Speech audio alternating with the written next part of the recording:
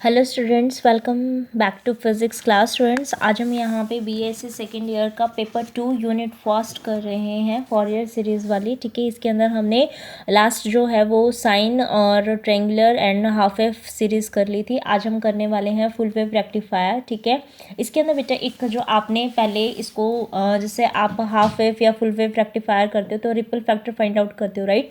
तो ripple factor हम क्या करेंगे, हाफ वेव और फुल वेव का दोनों का एक साथ ही कर लेंगे। ठीक है, तो एक साथ ही कर लेंगे उन दोनों को। तो आज के लेक्चर के अंदर हम पहले जैसे हाफ वेव रेक्टिफायर आपका कंप्लीट हो चुका है, आप उसकी सीरीज़ निकाल चुके हो 4 ईयर सीरीज़, और पूरा लास्ट का एक्सप्रेशन भी। ठीक है, ऐसे ही अब क्या करते हैं, फुल वेव रेक्टिफायर कर लेते हैं पूरा अपने सीक्वेंस में। ठीक है, फिर उसके बाद दोनों ही टॉपिक्स का क्या कर लेंगे, रिपल फैक्टर फाइंड आउट कर लेंगे, क्योंकि फिर मेरे को फॉर्मूला एक बार लिखना पड़ेगा उसके अंदर, और फिर दोनों का ही सीरीज़ लिख के और फटाफट से एक बारी ही सॉल्व कर लेंगे। तब आपको पता भी चल जाएगा कि भाई क्या डिफरेंस है हाफ वेव और फुल वेव रेक्टिफायर के रिपल फैक्टर के उसमें। ठीक है, इसीलिए एक साथ ही वो लेक्चर नेक्स्ट जो वीडियो है फिर मैं उसी का ही बना दूंगी रिपल फैक्टर का। ठीक है, आप यहाँ तक कंप्लीट कर लीजिएगा। फिर अब देखिए, नेक्स्ट आपका टॉपिक है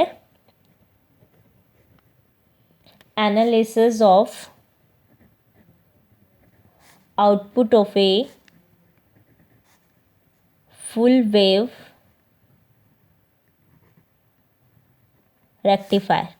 analysis of output of a full wave rectifier. तो मैंने आपको बताया था कि हाफ वेव रेक्टिफायर के अंदर हम जो टाइम के कॉरस्पॉन्डिंग फंक्शन ले रहे थे, एक बार उसको एक्स में करके फिर हम अपने जो फोरियर सीरीज से उसको पुट करके ए नॉट, ए एन और बी एन की वैल्यू को कैलकुलेट कर रहे थे। ठीक है, ऐसे ही हम इसके अंदर भी करने वाले हैं। और जो हमारे पास फंक्शन है बेटा, वो हमारे पास कैसा रहेगा, आपका फुल हाफ वेव का तो क्या हो रहा था, 0 to पाई जो है वो ही रिजल्ट आ रहा था। पाई टू 2 पाई वाले में तो कुछ कैलकुलेट करने की जरूरत ही नहीं थी, 0 आ रहा था। लेकिन अब हमें पता है कि पाई टू 2 पाई के अंदर भी वो फंक्शन दिखाता है। वैसे तो वो हमारे पास कैसा होता है, नेगेटिव, लेकिन वहाँ से नेगेटिव साइड जाते तो माइनस माइनस करके प्लस करके जो रिजल्ट वो दिखाता है वो ऐसे ऐसे ऐसे दिखाता है। लेकिन जरूर ये जो हमारे पास 0 to पाई, पाई से 2 पाई, 2 पाई से 3 पाई, तो ये जो 0 से पाई, पाई 2 पाई से 3 पाई, ये तो मेरी पॉजिटिव साइकिल चलती है, और ये मेरी नेगेटिव का रिजल्ट है जो ऊपर आया था। ठीक है, लेकिन ये एक्चुअली में नेगेटिव का, तो हमें उसको उसी के कॉरस्पॉन्डिंग ही क्या करना पड़ेगा, फंक्शन को कंसिडर करना पड़ेगा। और फंक्शन को जब कंसिडर करते हैं तो उसका जो फंक्शन लिखा जाएगा वो लिखा जाएगा आपका ई, क्योंकि आपने देखा था कि जो साइन की जो ट्रेन वेव हमारी चलेगी इसके अंदर, वो कैसे लेके चल रहे थे, साइन का फंक्शन में लेके चल रहे थे। तो ई ऑफ ओमेगा टी हमारे पास किसके इक्वल था, ई नॉट साइन ओमेगा टी, और यहाँ 0 हो गया था हाफ वेव में, लेकिन ये माइनस में अब आएगा साइन ओमेगा टी किसके अंदर, आपका दूसरी वाली उसमें, यानी कि 0 to पाई तो ये आ जाएगा, और पाई टू 2 पाई हमारे पास ये आ जाएगा। और ये जो 2 है ये मैंने किसके लिए लिखा है, ओमेगा टी। इसका मतलब 0 इज लेस देन आपका किसके इक्वल हो जाएगा, लेस देन ओमेगा टी, और omega t is less than pi, और यहाँ पे pi is less than omega t, omega t is less than 2 pi. ठीक है, ये हो जाएगा। लेकिन जो फंक्शन है हम एक्स में कंसीडर करते हैं, क्योंकि हमें जो अपना फॉरियर सीरीज है वो एक्स के कॉरस्पॉन्डिंग बताते हैं। तो ये हो जाएगा ई नॉट साइन एक्स, और ये हो जाएगा माइनस का ई नॉट साइन एक्स, जहाँ पे 0 is less than x is less than pi, और यहाँ पे pi is less than x but x is less than 2 pi. ठीक है, तो एक बार इसको लिखने के लिए पहले यहाँ पे जैसे मैंने आपको पीछे लिखवाया था वो लिख लीजिए। ठीक है, क्योंकि प्रॉपर वे में ही आपको पेपर में लिखना पड़ेगा। The output voltage of a full wave rectifier is obtained for complete cycle of AC in the same direction as shown in figure. ठीक है, then the output of full wave rectifier can be expressed as like this. ठीक है, and in the form of x it can be represent as this where omega t is equal to x. ठीक है, so as the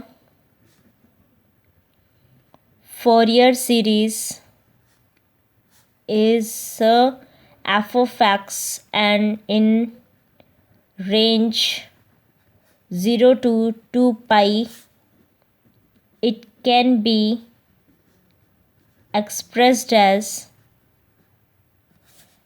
अब F of x तो क्या लिखूँ, ई of x ही लिख देती हूँ. जब ट्रेन वेव भी आपकी ई की यानी कि ई एम एफ की फॉर्म में चला रहे हो तो सारा वही लिख देते हैं, है ना. तो ई ऑफ एक्स किसके इक्वल हो जाएगा आपका ए नॉट प्लस में summation n is equal to 1 to infinity a n cos of n x plus में b n sine of n x. ठीक है, जहाँ पे जो हमारे पास ए नॉट है वो किसके इक्वल हो जाएगा 1/2 pi 0 to 2 pi e of x d x. ठीक है, और जो ए एन है वो मेरे पास 1/पाई 0 to 2 pi e of x cos of n x d x हो जाएगा. और जो आपका बी एन है वो 1/पाई 0 to 2 pi e of x sine of n x d x हो जाएगा. ये हम कर चुके हैं पहले भी. ठीक है, और मैंने इसको लास्ट लेक्चर में भी बताया था. अब जस्ट हमें क्या करना है, यहाँ पे ई एक्स की वैल्यू को पुटअप करते जाएंगे और अपना रिजल्ट कैलकुलेट करते जाएंगे. ठीक है, ये काम करना है अब अपने को. करें स्टार्ट, चलो करते हैं. अब करते हैं ए नॉट फाइंड आउट करने के लिए. ठीक है, ए नॉट की वैल्यू कितनी हो जाएगी 1/2 पाई इंटीग्रेशन 0 to 2 पाई. तो क्या लूँ मैं, सीधा 0 to पाई कर देती हूँ, फिर पाई से 2 पाई कर दूंगी. 0 से पाई के अंदर आपको पता है जो सीक्वेंस है वो ई नॉट साइन एक्स है. तो ई नॉट साइन एक्स इंटू में डी एक्स हो जाएगा प्लस में पाई से लेके आपका कितना 2 पाई तक का ये हो जाएगा माइनस का e not sine x d x हो जाएगा. ठीक है, अब ये कहते हैं इसको इंटीग्रेट करेंगे. ई नॉट तो मेरा दोनों में ही कांस्टेंट है तो दोनों में से बाहर ही निकाल देती हूँ. ठीक है, दोनों में से बाहर निकाल दिया तो ई नॉट बाई 2 पाई तो यहाँ आ जाएगा. अब यहाँ आ जाएगा साइन एक्स. ठीक है, रफ में करके दिखा दो. साइन एक्स का इंटीग्रेशन हो जाएगा माइनस के कॉस ऑफ एक्स. माइनस के कॉस ऑफ एक्स में 0 to पाई तो यहाँ पे पाई पुट करूंगी माइनस माइनस कितना हो जाएगा प्लस हो जाएगा. फिर ये माइनस नीचे की limit minus minus plus cos 0 पे कितना हो जाएगा 1 तो यानी कि 2 इसका आ जाएगा. अब इसके लिए लेके चलो. ठीक है, इंटीग्रेशन माइनस माइनस प्लस हो जाएगा. इसका मतलब ये कितना हो जाएगा ओनली कॉस ऑफ एक्स हो जाएगा. कॉस ऑफ एक्स में पाई और 2 पाई पुट करना है. कॉस 2 पाई करूंगी तो 1 हो जाएगा. फिर लोअर लिमिट करूंगी तो माइनस, ये माइनस पुट करूंगी तो माइनस का पाई पुट पाई पुट करूंगी तो -1 माइनस माइनस प्लस यानी कि इसका रिजल्ट भी 2. 2 + 2 कितना हो गया 4 हो गया. 4 अपने पास आ रहा है. 2 से इसको मैंने कट कर दिया तो यानी कि रिजल्ट मेरे पास जो ए नॉट का आया वो 2E0/पाई मेरे पास आ जाएगा.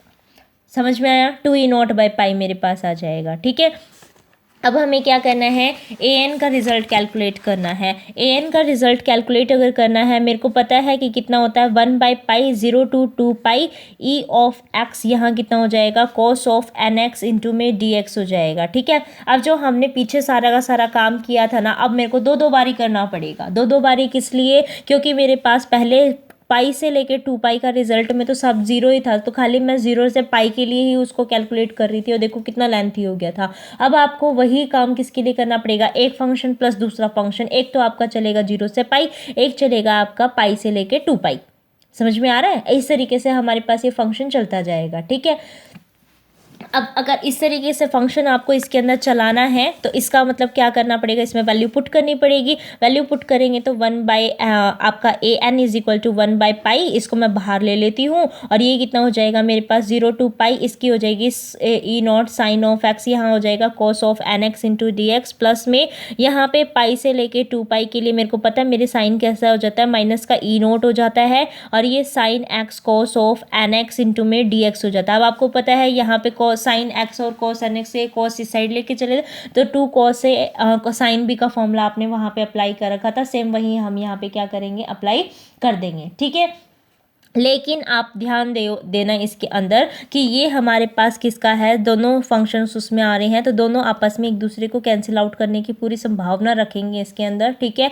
वहाँ पे तो एक टर्म थी और यहाँ पे क्या होता है, जैसे आपने वहाँ पे b1 टर्म निकाली थी ना और bn के लिए 0 हो गया था, ऐसे ही जब आप nth टर्म निकालोगे तो वो 0 हो जाएगी, 1 के लिए करोगे तो वैल्यू आ जाएगी। इसीलिए आप क्या करो, a1 के लिए एक बार कैलकुलेट करो तो 1/π 0 to π आपके पास यहाँ पे कितना हो जाएगा, ई नोट को मैंने बाहर ले लेती हूँ, ये मेरे पास कितना हो जाएगा, cos x sin x हो जाएगा, ठीक है। उसके लिए यहाँ पे कितना हो जाएगा, माइनस में यहाँ पे कितना हो जाएगा, पाई से लेके 2π, यहाँ पे कितना हो जाएगा आपका sin x, या आप लिख लो cos x sin x हो जाएगा, इनटू में यहाँ पे भी dx, यहाँ पे भी dx, ठीक है। 2 से मैं दोनों साइड ही मल्टीप्लाई भी कर देती हूँ और डिवाइड भी कर देती हूँ, 2 इससे भी मल्टीप्लाई हो जाएगा, 2 इससे भी कर जाएगा और 2 मैंने डिवाइड कर दिया, ठीक है। ये किसका फॉर्म बन गया, साइन का, ठीक है। तो sin 2x आ जाएगा, sin 2x यानी कि cos 2x/2 हो जाएगा, वो cos 2x हो जाएगा, ठीक है। तो यानी कि e0/2π यहाँ पे कितना हो जाएगा आपका, sin 2x है, sin 2x का इंटीग्रेशन करोगे तो माइनस के cos 2x आ जाएगा, ठीक है।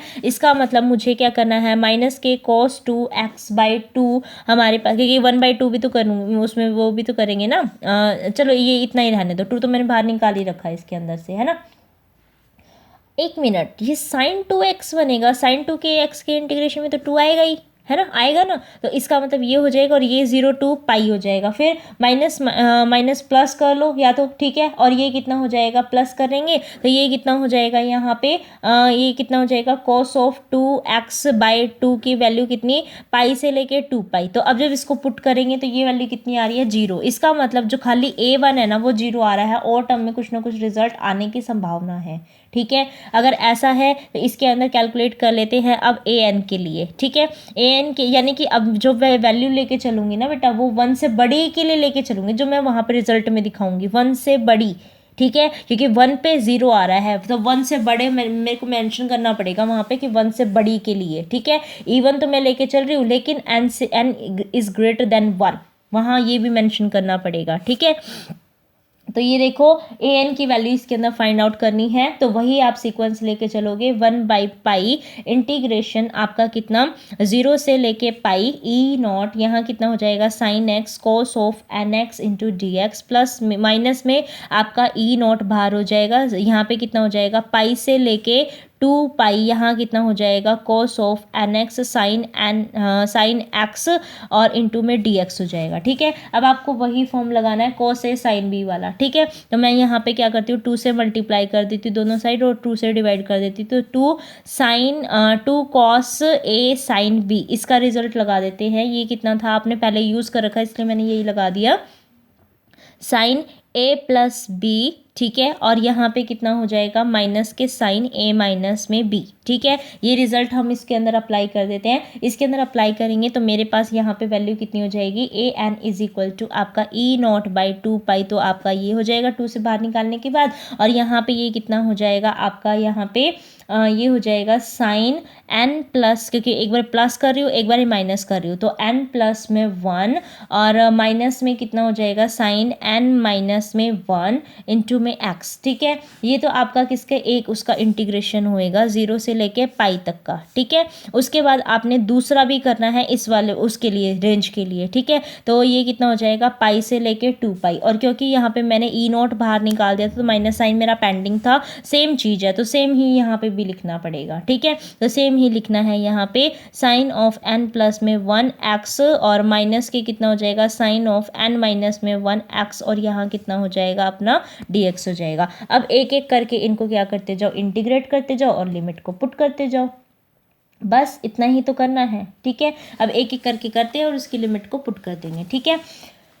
तो चलिए an की वैल्यू कितनी हो जाएगी, e0/2π, ठीक है। साइन का इंटीग्रेशन कितना हो जाएगा, माइनस के कॉस, तो माइनस के कॉस n प्लस में 1 x डिवाइडेड बाई कितना हो जाएगा, n प्लस 1, जहाँ इसकी लिमिट कितनी जाएगी बेटा, 0 to π जाएगी, ठीक है। फिर प्लस में, अब इसके अंदर इसका करेंगे तो साइन का इंटीग्रेशन फिर प्लस में हो जाएगा, तो इसीलिए मैं माइनस माइनस प्लस कर दिया ना इसने इसको, ठीक है। तो यहाँ कितना हो जाएगा, n-1 अपॉन में n-1 0 से लेके पाई तक की लिमिट, फिर अब पाई से 2π के लिए जाएंगे तो माइनस में इसका इंटीग्रेशन फिर से माइनस में आएगा, तो माइनस माइनस प्लस हो जाएगा, कॉस ऑफ n प्लस में 1 डिवाइडेड बाई कितना हो जाएगा, n प्लस प्लस में 1 x, और लिमिट कितनी जाएगी यहाँ पे पाई से लेके 2 पाई। अगर ये हमारी दूसरी होती तो मैं सीधी इसके अंदर प्लस कर देती। अब ये क्योंकि लिमिट अलग हो गई तो मुझे सॉल्व भी उसको अलग ही करना पड़ेगा, है ना।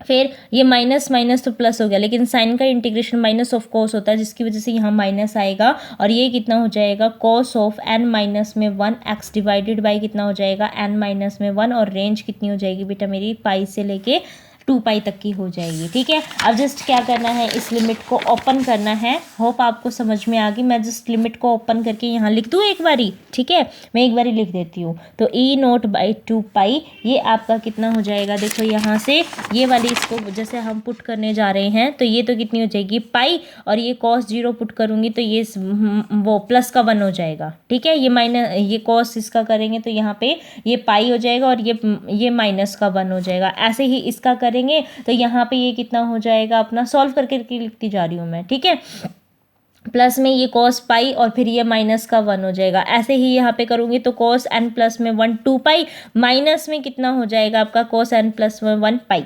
ठीक है, तो इस तरीके से मैं इन तीनों को लिख रही हूँ, सेम ही आएगा, बस वही आएगा पाई माइनस पाई और पाई वो 0 पाई, और वो पुट करना है पाई और 2 पाई। ठीक है, वही रेंज पुट करनी है। तो इसके लिए कितना आ जाएगा यहाँ पे माइनस के कॉस n प्लस में 1 पाई माइनस के 1 डिवाइडेड बाई कितना n प्लस 1, प्लस में क्योंकि माइनस उसके साथ कॉमन था, और यहाँ पे माइनस माइनस प्लस हो गया था जब आपने n माइनस 1 किया था, pi minus 1 divided by n minus में 1 प्लस में कॉस ऑफ यहाँ पे 2 n प्लस में 1 पाई माइनस में कॉस ऑफ n प्लस में 1 पाई।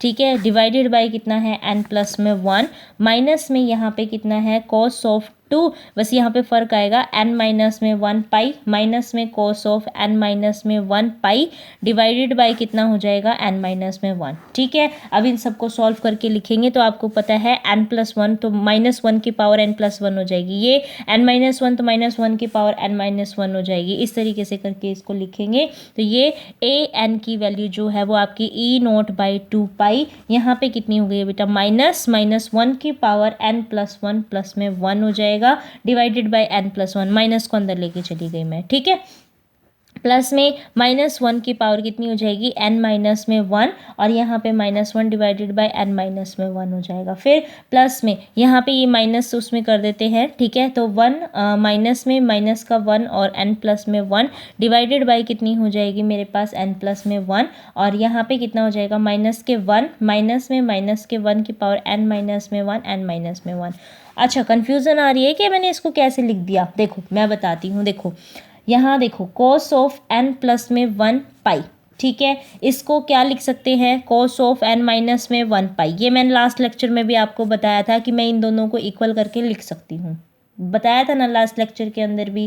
कैसे कि यहाँ पे सपोज आपका 1 है, ठीक है, तो 1 प्लस 1 2 हो गया, और 1 माइनस 1 0, तो यानी कि दोनों ही इवन फंक्शन है तो इक्वल हैं। अगर इवन फंक्शन इक्वल है इसका मतलब माइनस 1 की पावर n प्लस में 1 मेरा इक्वल होगा माइनस 1 की पावर n माइनस 1। इसी तरह से आपका माइनस 1 की पावर कितना 2 की पावर n प्लस 1 माइनस 1 की पावर 2 n माइनस 1 के उसमें आएगा, और लेकिन 2 के साथ मल्टीप्लायर है कोई भी चीज़ तो इसका मतलब वो उसको इवन ही बना रहा है, और इवन फंक्शन हमेशा 1 के इक्वल रहेगा। इसका मतलब जहाँ पे भी मेरे पास रिजल्ट आएगा cos 2n प्लस में 1 और इनटू में पाई, और या फिर आप लिख रहे हो cos 2 यहाँ पे n माइनस में 1 पाई, इसका रिजल्ट हमेशा ही क्या रहेगा 1 रहेगा। मैंने अभी बता दिया, ठीक है, इसीलिए मैंने इसको 1 और इसको इस साइड करके इसकी वैल्यू को यही पुट कर दिया। समझ में आ गया, ठीक है। अभी ये कहता है कि ठीक है इस तरीके से आप इसको कर सकते हैं, तो और भी सॉल्व कर लेते हैं। ये भी 2 बारी आ गई, ये भी 2 बारी आ गई, तो इसका मतलब यहाँ पे क्या कर सकते हैं हम, यहाँ 2e नॉट बाई 2 पाई, ठीक है, ये कितना हो गया 1 माइनस में माइनस 1 की पावर n। क्यों लिख सकती हूँ, क्योंकि ये वाली क्वांटिटी मेरे पास आ गई है, तो इनकी पावर का ही तो फ़र्क था, खाली इनकी पावर का ही तो फ़र्क था, वो मैंने करके लिख दिया, ठीक है। अपॉन में n प्लस में 1 प्लस में माइनस 1 की power n minus 1 minus 1 upon में n माइनस में 1, ठीक है। अब जस्ट ऊपर का एक चीज़ कॉमन ले लो और नीचे को सॉल्व कर दो, ठीक है। मैंने यहाँ पे माइनस साइन कॉमन ले लेती हूँ, माइनस साइन कॉमन लूँगी तो इसके साथ माइनस आ जाएगा और इसके साथ प्लस आ जाएगा, तो ये वाली क्वांटिटी बाहर आ जाएगी, ठीक है। और ये सेम है तो मैं इन दोनों को -1 की फॉर्म में भी लिख सकती हूँ, ठीक है। तो 2 से 2 ये कैंसिल हो गया आपका, तो ई नॉट बाई पाई, और ये कितना हो जाएगा आपका 1 माइनस में कौन सी क्वांटिटी, ये वाली ले रहे हो ना माइनस वाली, तो उसको ले रहे हो तो यहाँ लिखोगे -1 की पावर n माइनस में 1 -1, इसको तो मैं कॉमन ले रही हूँ, और ये यहाँ आया तो ये माइनस की चली जाएगी, 1 अपॉन में n माइनस 1 माइनस के 1 अपॉन n प्लस 1, तो जैसे आपने पीछे निकाला था 2 अपॉन में n स्क्वायर माइनस 1 आ जाएगा इसका, ठीक है।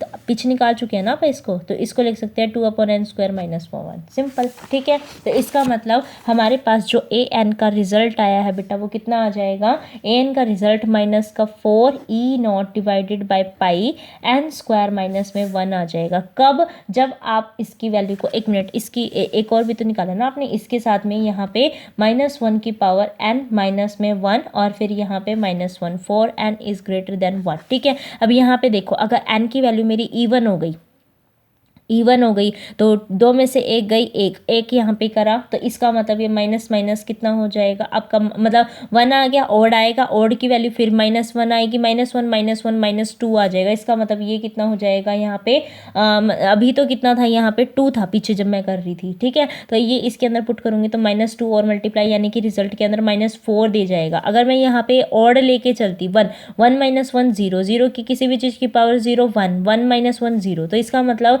जब ये n इज ग्रेटर देन 1 है, वहाँ पे भी जब n आपका ऑड है तब रिजल्ट 0 आएगा, जब n इवन होएगा तभी वो वैल्यू दे के जाएगा, ठीक है। इसका मतलब ए एन की वैल्यू आपके पास 0 है फॉर ऑड n और n इज ग्रेटर देन 1, ठीक है। और यहाँ पे कितना हो जाएगा, ये इसकी वैल्यू कितनी हो जाएगी 2 ई नॉट, या फिर आप पूरा सॉल्व करके बता दीजिए इसको, -4 e naught divided by pi n square minus में 1, ठीक है, when n is even and n is greater than 1, ठीक है। तो हमने किसके लिए सॉल्व कर लिया है इसको, ए एन के लिए सॉल्व कर चुके हैं, ठीक है। अब किसके लिए करना है, बी एन के लिए सॉल्व करना है। तो बी एन के लिए आपको पता है 1 by pi 0 to 2 pi e x sine of x d x.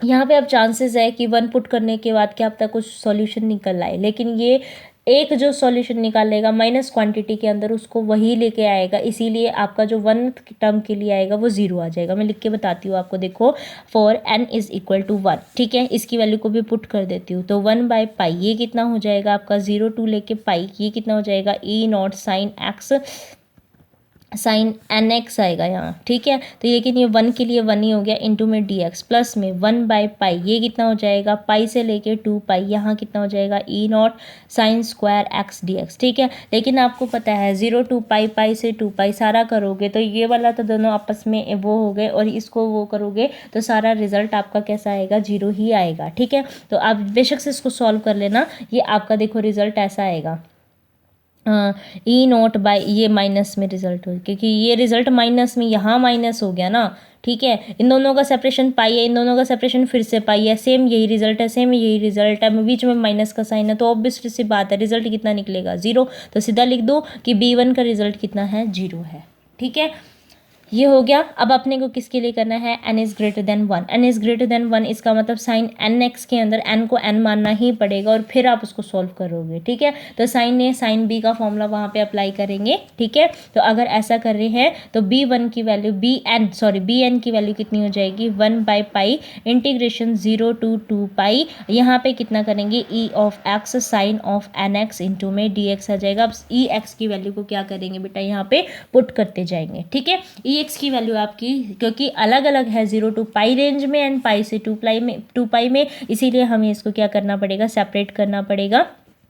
तो 1 बाई पाई को कॉमन ले लेते हैं, यहाँ पे कितना हो जाएगा आपका 0 to पाई, और यहाँ कितना हो जाएगा e not sine x sine n x, minus में कितना हो जाएगा यहाँ पे आपका पाई से लेके 2 पाई, और क्योंकि माइनस ई नॉट था इसीलिए मैंने माइनस पहले बार निकाल दिया, sine of x sine of n x into d x हो जाएगा, ठीक है।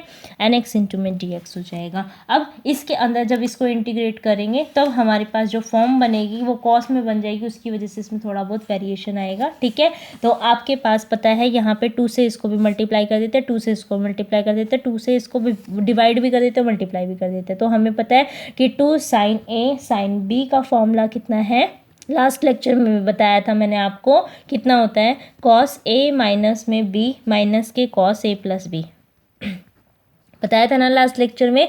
तो यहाँ पे हमने इसको लिख दिया है, तो अगर इसको मैंने ऐसे लिख दिया तो बस इसको अप्लाई करेंगे और इसको सॉल्व कर देंगे, ठीक है। तो अब इसको अप्लाई कर देते हैं। अप्लाई करेंगे तो 2 मैंने नीचे डिवाइड किया था, तो ये मेरे पास आ जाएगा ई नॉट बाई 2 पाई, और यहाँ पे इंटीग्रेशन कितना हो जाएगा 0 से पाई। यहाँ कितना हो जाएगा आपका बेटा, यहाँ कितना हो जाएगा कॉस ऑफ एन माइनस में 1 एक्स माइनस में कॉस ऑफ एन प्लस में 1 एक्स इंटू में डी एक्स। ये एक टर्म खुल गई, प्लस में नहीं माइनस में आएगा क्योंकि दूसरी टर्म माइनस बाहर लेके चल रही है।